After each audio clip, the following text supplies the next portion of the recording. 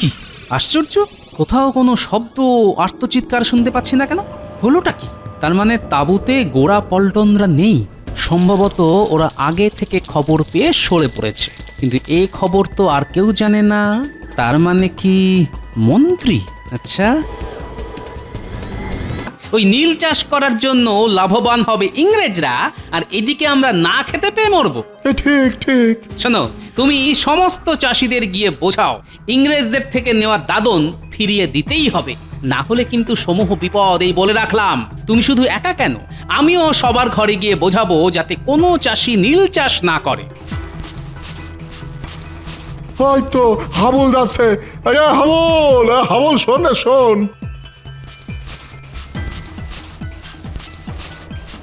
কি ব্যাপার সুবল ভাই, সাত সকালে এখানে দাঁড়িয়ে? মাঠে যাওনি? নীল চাষ করতে হবে যে। আচ্ছা, নীল চাষ করলে খাবার শস্য ফলবে কি করে হাবুল? আমাকে একটু বুঝিয়ে দাও তো। আগে গোপালদা, এটা ভেবে দেখিনি গো। শোনো হাবুল, তোমরা যদি এটা না ভাবো তাহলে এটা কে ভাববে বলো দেখি? যদিও আমি ভেবেছি, এটা বুঝতে পারছি আমাদের সামনে সমূহ সর্বনাশ। সত্যি তো, নীল চাষের জন্য আমাদের অত সুন্দর আমন ধান এই মরশুমে যে আর হবে না। ইংরেজদের দেওয়া দাদন ফিরিয়ে দিতে হবে হাবুল। তোমরা সবাই একজোট হও, এটা করতেই হবে। হাবুল, আমরা সবাই মিলে বড় সাহেবের কুটিরে যাই, চলো। সেখানে গিয়ে বলি যে আমরা আজ থেকে নীল চাষ করতে পারবো না, দাদন আমরা ফিরিয়ে দিচ্ছি। আচ্ছা, সাহেব যদি জিজ্ঞাসা করে কেন, তখন কি বলবে? আমরা বলবো এতে আমাদের ক্ষতি, কৃষ্ণনগরের ক্ষতি, আর এই ক্ষতি আমরা মেনে নেব না। সাবাস, এটাই বলতে হবে।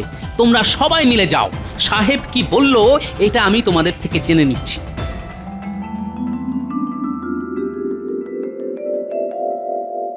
কি ব্যাপারটা কি মন্ত্রী?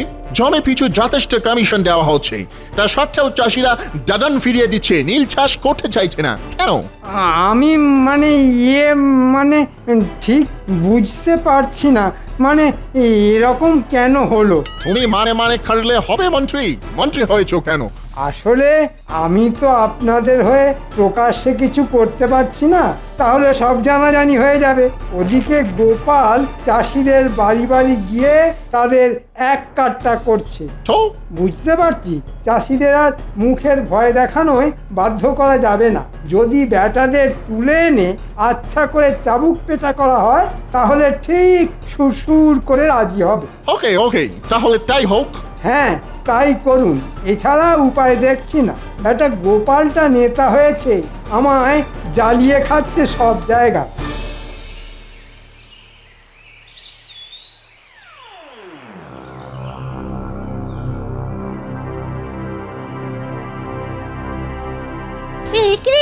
এসব কি দেখছি? এসব কি দেখছি রে? আমাদেরও কি এরকম ধরে নিয়ে যাবে?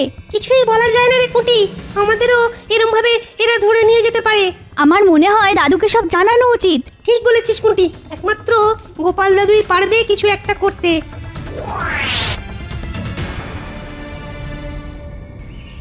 উফ, বেশ চড়া রোদ উঠেছে। বেরোবার সময় ছাতাটা নিতেই ভুলে গেলাম, গিন্নি একবার মনে করিয়ে দিল না। ও গোপাল দাদু, আরে দাঁড়াও দাঁড়াও।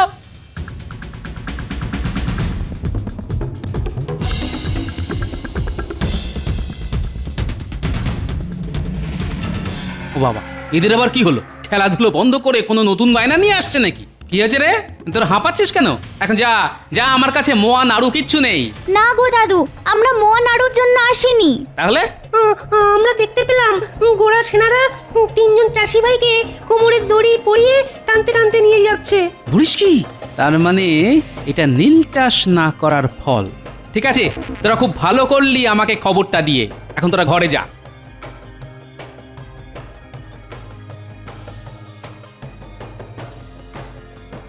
কি ব্যাপার, এত তাবু পড়েছে? তার মানে কি সাহেবরা গোপনে সেনা সমাবেশ করে জুলুম করতে চাইছে? অবশ্য ইতিমধ্যেই জুলুম শুরু হয়ে গেছে। না, নিরীহ কৃষকদের ওপর এই অন্যায় মেনে নেওয়া যায় না। তাড়াতাড়ি রাজসভায় গিয়ে মহারাজকে জানাতে হবে।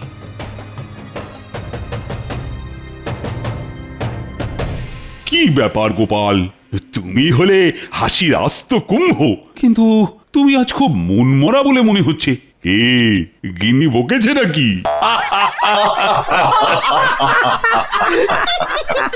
না মহারাজ, একটা গুরুতর কারণে আমি বিশেষ চিন্তিত। কেন গোপাল? আমি তো তোমার এই চিন্তার কারণটাই জানতে চাইছি। কারণ তুমি চিন্তিত থাকলেই আমার যে বড় ভয় করে। মহারাজ, মনে হচ্ছে ইংরেজ সাহেবরা কৃষ্ণনগরে আবার একটা গোলমাল শুরু করতে চাইছে। সে কি? কেন?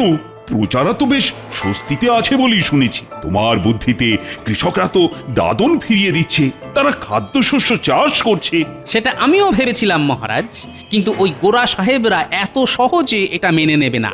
আসার পথেই দেখলাম নতুন করে সেনা তাঁবু পড়েছে, আর শুনলাম 3 জন কৃষককে নাকি কোমরে দড়ি বেঁধে নিয়ে গেছে। সে কি?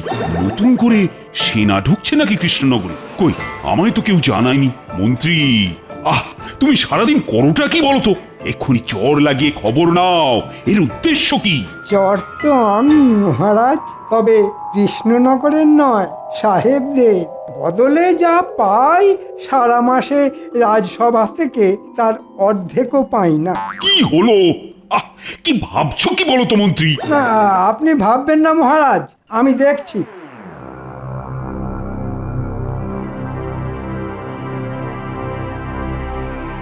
কি ব্যাপার? তোমরা আমার প্রজা, কিন্তু তোমাদের চোখে জল কেন? আমাদের সর্বনাশ হয়ে গেছে মহারাজ। আপনি কিছু করুন মহারাজ। আজ সকালে আমাদের 3 জনের স্বামীকে সাহেবদের সৈন্যরা ধরে নিয়ে গেছে। আমাদের স্বামীরা কেউ নীল চাষ করতে চায়নি, তাই। কি সর্বনাশ! ও গোপাল, এর একটা বিহিত তো করতেই হবে। আমার রাজ্যে অনাচার আমি তো কিছুতেই মেনে নেব না। মহারাজ কিছু একটা করুন। মহারাজ, এক্ষুনি চলুন সাহেব কুটিতে। এই সত্যি মেনে নেওয়া যায় না মহারাজ। তুমি চুপ করো গোপাল, মহারাজ গিয়ে কি করবে? তাতে সাহেবরা আরো ক্ষেপে যাবে। চাষিরা নিশ্চয়ই কোনো বেগরবাই করছে, তাই ধরে নিয়ে গেছে। 2-4 ঘা দিয়ে ঠিক ছেড়ে দেবে। বাহ, মন্ত্রীর দেখছি সাহেবদের জন্য দরদ উথলে উঠছে। গোপাল, আবার বাজে কথা। তুমি যদি বোকার মতো কথা বলো তাহলে সেটা মেনে নিতে হবে। ভুল করছো মন্ত্রী, আমি যেতে চাই। এদের চোখের জল আমি দেখতে পারবো না। চলো চলো একবার সাহেব কুঠিতে যাই, আমি, তুমি আর গোপাল। না মহারাজ, এই সামান্য ব্যাপার নিয়ে ইংরেজদের সঙ্গে সম্পর্ক খারাপ করা ঠিক হবে না। আপনারা যেতে হলে যান, আমি যাচ্ছি না। মন্ত্রী মশাই কি ভয় পেয়েছেন? তোমার যা খুশি তুমি ভাবতে পারো গোপাল, আমার অনেক কাজ আছে। চলুন মহারাজ, দেরি করে আর কাজ নেই।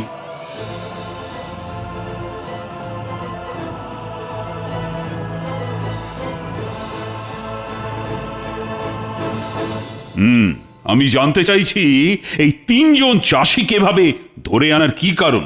মাই গড, আপনি এটাও জানেন না? ওরা দাদন নেওয়ার সাথেও নীল চাষ খাইতে চাইছিল না, তাই ভাবিলাম ওদের চাপকে সিধে না খাইলে শিক্ষা হইবে না। কিন্তু সাহেব, এটা ঠিক হয়েছিল যে চাষিরা দাদন ফিরিয়ে দেবে, তারা নীল চাষ করবে না। দাদন আপনারা জোর করে দিয়েছিলেন, ওরা স্বেচ্ছায় নেয়নি। আমরা একটু কম বুঝি। দাদন যখন একবার নিয়েছে তখন ওদের খারিতেই হইবে, নইলে মরিতেই হইবে। তাছাড়া দেশ থেকে বড়লাট আসিতেছেন, তিনি আসার আগে জমিটা নীল চাষ শুরু করিতে হইবে। সেই জন্য সেনা সমাবেশ শুরু হইয়াছে। এবার যদি আপনারা বাধা দেন তাহলে জানিয়া রাখুন, আমি আপনাদের ছাড়িয়া দিব না। হ্যাঁ, তাহলে শুনে রাখো সাহেব, আমিও বলে যাচ্ছি, প্রাণ দিতে হলে দেব, তবু কৃষ্ণনগরে নীল চাষ হতে দেব না।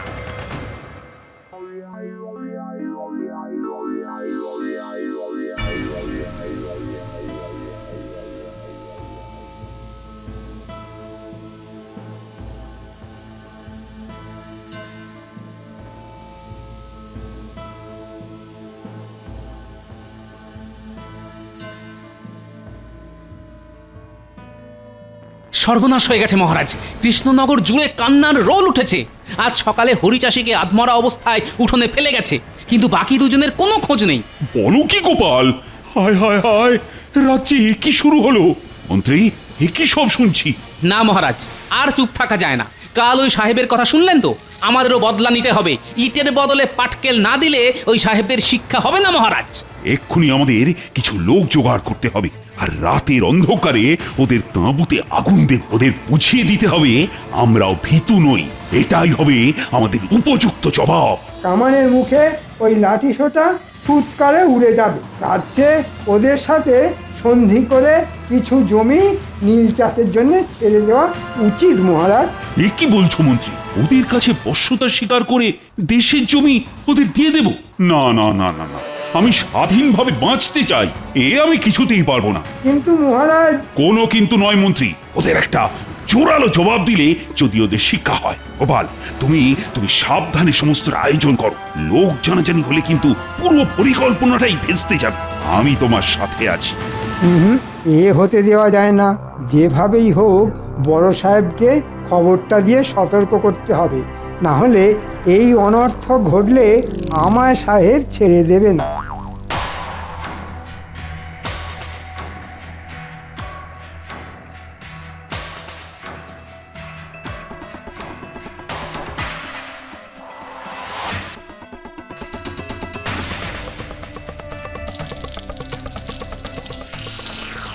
কি আশ্চর্য, কোথাও কোনো শব্দ আর্তচিৎকার শুনতে পাচ্ছি না কেন?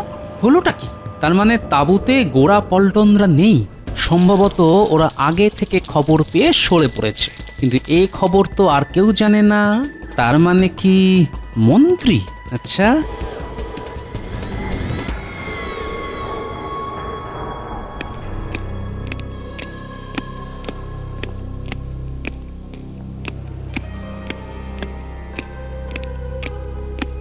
কাল তোমার লোকজন সেনা ছাউনিতে আগুন লাগিয়ে আমাদের সমস্ত সেনাকে পুড়িয়ে মারার প্ল্যান করেছিল।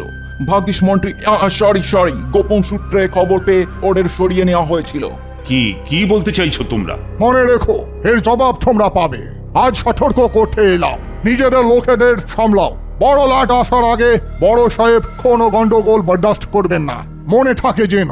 আপনাদের সাহেবকে বলুন আমাদের দুজন চাষিকে ফিরিয়ে না দিলে বড়লাট আসার আগেই দেশবাসী ওনাকে লাটে তুলে দেবে। একবার মন্ত্রীর নাম বেরিয়েছিল, তার মানে যা ভাবছি তাই। মন্ত্রী ওদের হয়ে গুপ্তচরের কাজ করছে। ওকে, তাহলে এটাই তোমার শেষ কথা? হ্যাঁ হ্যাঁ, এটাই শেষ কথা। গোপাল বোধ হয় সন্দেহ করছে। না, এবার একটু কথা ঘোরাতে হবে। দেখলেন মহারাজ, গোপালের বুদ্ধিতে কি করতে কি হলো। এখন বুঝুন ঠেলা। জানেন তো মন্ত্রী মশাই, এই ঠেলার নাম বাবাজি। না মহারাজ, এখন থেকে একটু চোখ কান খোলা রাখতে হবে।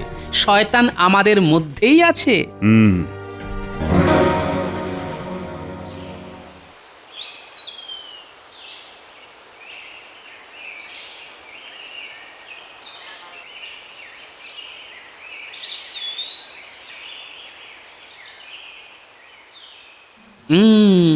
এদের দিয়েই আমার কাজ হবে। এই পুঁটি, নাপলা, গুলটে, টাপা, তোরা এক দৌড়ে এদিকে চলে আয়। কি গো দাদু? তোরা শোন, মন্ত্রীর গতিবিধির ওপর একটু নজর রাখতে হবে। এই কাজটা আমরা ভালোই পারি। তোরা নজর রাখবি আর আমাকে খবর পৌঁছে দিবি। যা, তোরা এখন গিয়ে খেলতে পারিস, যা। প্রজারা এখন বিধ্বস্ত, ভেঙে পড়েছে। এখনই ওদের এক কাট্টা করে ঝাঁপিয়ে পড়তে না পারলে ওই সাহেবরা ভাববে আমরা ভয় পেয়েছি, তাতে অত্যাচার আরো বাড়বে। শোনো, তোমাদের সবাইকে লাঠি সোটা নিয়ে এক কাট্টা হতে হবে। আপনি বললে আমরা এক্ষুনি প্রস্তুত হতে পারি। আমরা সবাই ইংরেজ কুঠি আক্রমণ করব।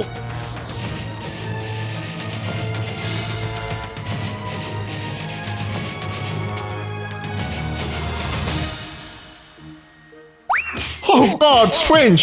কি করা উচিত? আমাকে ছেড়ে দাও।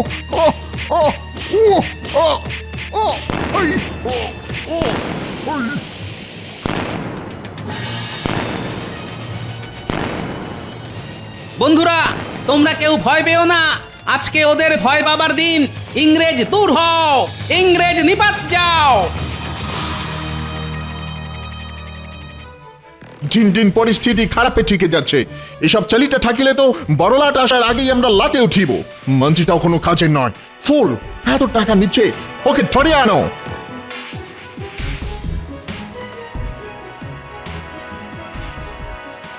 আরে আরে, মন্ত্রী মশাই এদিকেই আসছে না? তাই তো, এদিকে সাহেবদের বাড়ি ছাড়া তো আর কিছুই নেই। তাহলে হয়তো সাহেবদের সাথেই দেখা করতে আসছে। চল লুকিয়ে পড়ি, তারপর দেখতে হবে সাহেবদের সঙ্গে মন্ত্রী মশাইয়ের কি দরকার।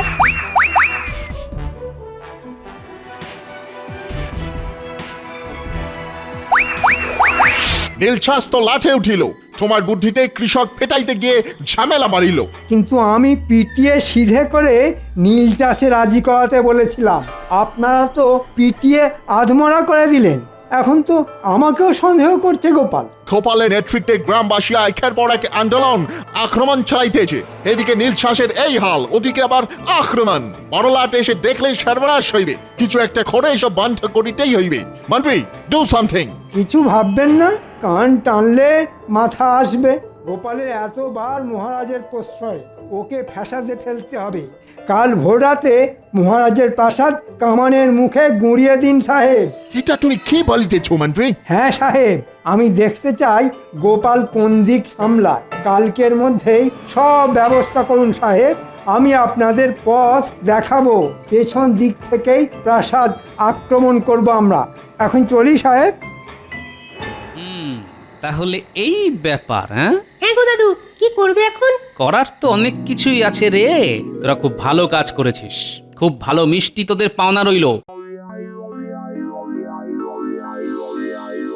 আমার দিকে দেখি সবাই সন্দেহের চোখে দেখছে, তাই এবার একটু ভালো সাজতে হবে।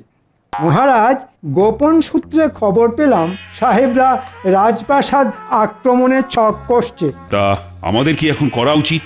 তাই বলি কি, আমাদের এখানে থাকা ঠিক নয়। কয়েকটা দিন সবার নিজের বাড়িতে গা ঢাকা দিয়ে থাকা উচিত।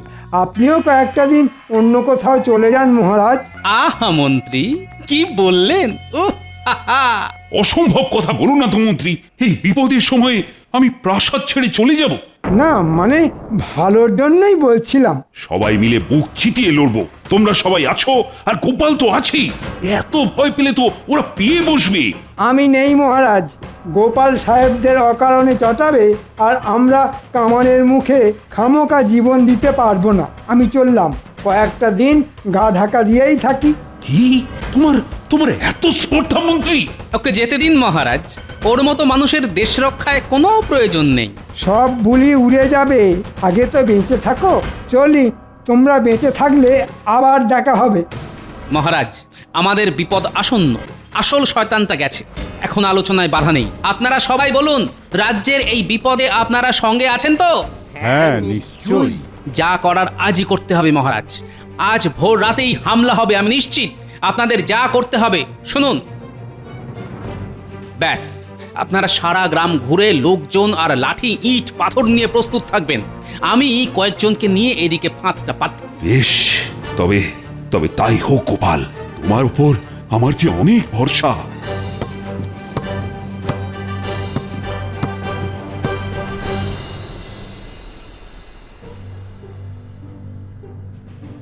সাহেব, এবার যেতে হবে, এটাই উপযুক্ত সময়।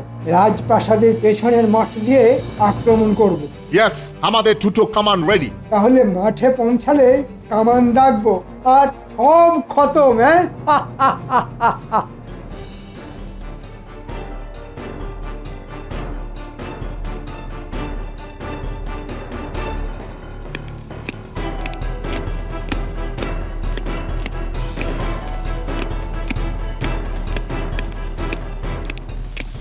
মহারাজ দেখছেন? বিলক্ষণ। এখন উপায়? চিন্তা করবেন না মহারাজ, দেখুন।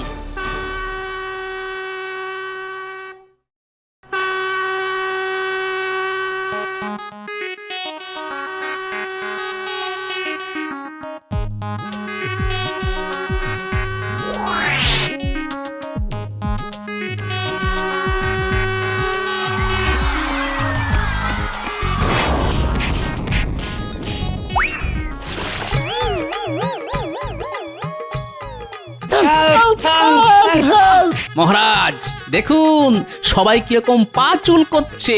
বালতিতে বিছুটি পাতা বেটে রস ছিল।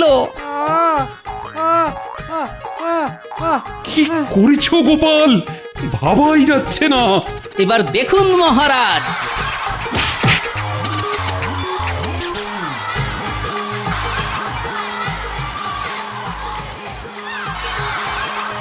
সেনাপতি, আগে মহারাজ। এদের সবাইকে বেঁধে বন্দি করো। আমাকে বাঁচাও। ওরে বাবা, আমাকে আমাকে ছেড়ে দাও গোপাল। এ কি? কে কে এটা? মহারাজ, ইনি হলেন আমাদের রাজ্যের শুভাকাঙ্ক্ষী মন্ত্রী মশাই। আজই ওকে শেষ করব। ধৈর্য ধরুন মহারাজ, মন্ত্রীকে শাস্তি দেওয়ার সময় পাবেন। আগে সব কটাকে বেঁধে নিয়ে চলুন ওই সাহেব কুঠিতে। আমাদের দুইজন চাষি এখনো ওখানে বন্দী। মন্ত্রী, দেখাও চাষিদের কোথায় লুকিয়ে রাখা হয়েছে।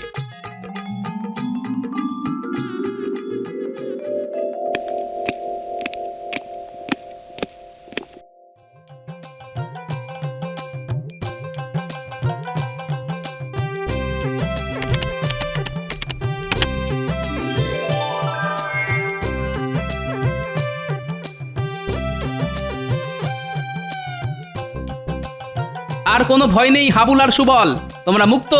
মহারাজ, সব কটা ইংরেজকে গারদে বন্দি করতে বলুন। বড়লাট এলে রাজ্যের মানুষই তার সামনে এদের শাস্তি দেবে। মহারাজ, ভুল হয়ে গেছে মহারাজ, মাফ করে দিন। ছি ছি মন্ত্রী, ছি! তুমি এতটা নীচ! অর্থের জন্য নিজের দেশকে বিক্রি করতে চাও? এর বিচার আমি নয়, প্রজারাই করবে। শাস্তি ওরাই দেবে। ভাবতে অবাক লাগে, আমার রাজসভার মন্ত্রী কিনা দেশদ্রোহী। দেখো দেখো, গোপালকে দেখে শেখো দেশপ্রেম কাকে বলে। মহারাজ, দেশের নুন খাই, দেশকে ভালোবাসা তো কর্তব্য। আমি কর্তব্যটুকুই করেছি মহারাজ। জয় গোপালের জয়। গোপালের জয় নয়, এ আমাদের মাতৃভূমি কৃষ্ণনগরের জয়, আমাদের দেশের জয়।